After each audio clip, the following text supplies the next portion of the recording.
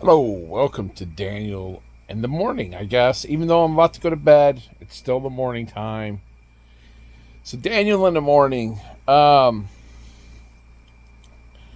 been watching a lot of the Pete Hegseth. I always pronounce his freaking last name wrong. Secretary of War. Been watching a lot of people talk about it. Um, I've got some views.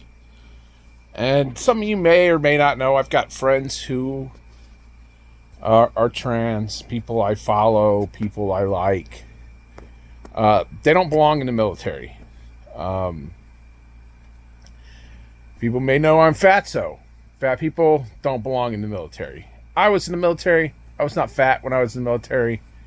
I was right at my weight limit for most of the time I was in the military. Um, that's just the way my body is. So I, as he was talking through his whole speech, I didn't disagree with anything he says. When you're in the military, if you have circumstances where you can't meet military standards, why are you in the military? You do not belong in the military. I understand if you want to fight, if you want to be part of the United States services, there are ways of doing that outside of the military. If you cannot meet military standards, then you can't be in the military. That's just how I see it. I think that everybody else has to suffer with the shaving, and I know there's some people that can't shave. Significant, if it's a significant problem, you get a shaved chit, but you cut. There's razors built for people who have those problems. They shave with those razors, and the grooming standards for them should be as close as possible to the face, while not causing significant issues to their face. Understand that. There's religious reasons why people can't shave. Too fucking bad. Don't join the Marine Corps. Don't join the Navy. Don't join the Air Force. If you're going to join and you want to have a beard, then your plan should be Special Forces. And you're going to have to shave till you get in. But until you get in, you got to shave like the rest of us peons. Because that's all you are. You're just some other dude, a cog in the machine. And that's not bad. Because the military is life and death. The private is a small cog in a machine. But if he's not there, everything else falls apart. If the sergeant isn't there, everything below him falls apart. So everybody's a cog in a machine in the military. And everybody needs to do their part. If you are not doing your part, if you are a problem, if you are non-deployable, this person right here that is talking to you became non-deployable, no longer an asset. I didn't try to stay in. I got out. It's pointless to be in. If you are a non-deployable asset, especially if you're in the Marine Corps, where everybody in the Marine Corps should be a rifleman. And if you are a rifleman, that means you should be able to be deployed as such. That's how I feel. I know some people may not like it, but if you have gender dysphoria, you don't belong in the military. If you have issues that are so severe you can't shave, you probably don't belong in the military.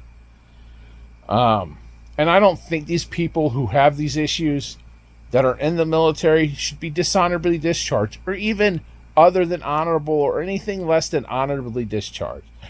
If you have a medical condition that no longer allows you to serve in the military, but doesn't cause you disabilities, and the military, and you need to leave, then you should be honorably discharged with all the benefits that you would get had you been EAS'd. And that's it. And I don't know how many people are not going to like that. How many people are not going to agree with me. But the military is in the, like Pete said, the military is a life and death organization. They deal in death. That is their job. Their job is to close in, engage, and kill the enemy. That is our job, is to kill people. And if you are a negative to moving forward to that, then why are you in the military? Do not serve if you cannot be part of that cog in that machine, because that's all you are. That's all you will ever be, from the very bottom, the private, up to the sergeant major, and from the lieutenant up to the general. You're all cogs in a machine. And the guys in the middle, they're the most important cogs. But even the privates are super important cogs in the machine. You cannot be missing.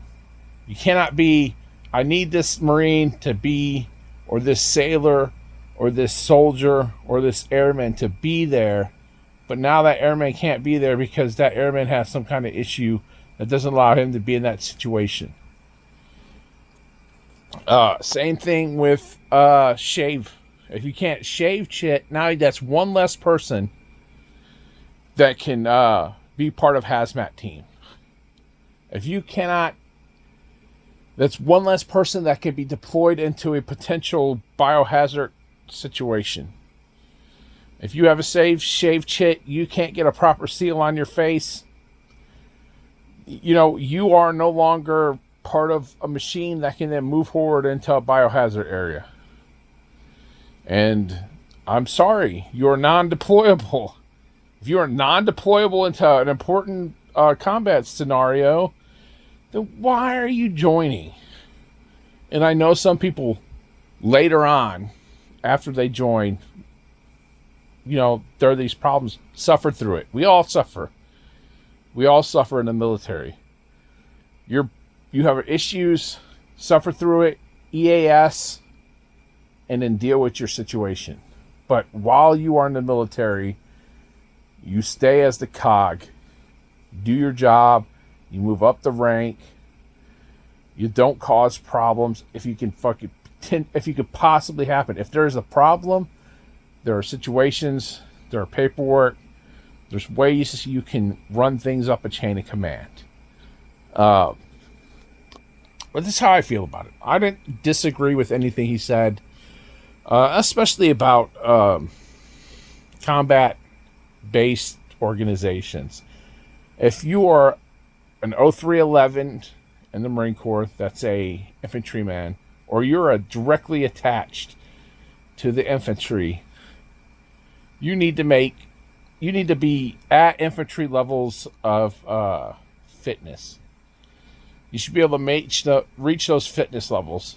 And if you can't reach those fitness levels, then you need to either A, EAS at the end of your term of service, or you need to lateral over to another MOS. Or move to the Navy or the Air Force or someplace where you can be part of that cog in that machine and not be a negative impact on everything. Because if you're dragging your unit down, even if you're trying real hard but you can't make it, that drags everyone down. Especially if they realize you're trying your best but you can't do it, that drags the morale of the unit down. Hey, this guy's doing his best, but he can't make it. Everybody knows you're trying as hard as you fucking can. You can't make it. You need to go to your unit command. You need to be like, look, I'm doing all I can. I'm not making standards. What can I do to, do I need to lateral out of this MOS? What can I do to assist? Maybe not this unit anymore. Maybe another unit. But that's how I feel about that. Maybe you don't feel the same. We can all disagree. That's how I feel. The whole Pete stuff. Anyways, that's my opinion. Everybody's got one, and you all know that. Out.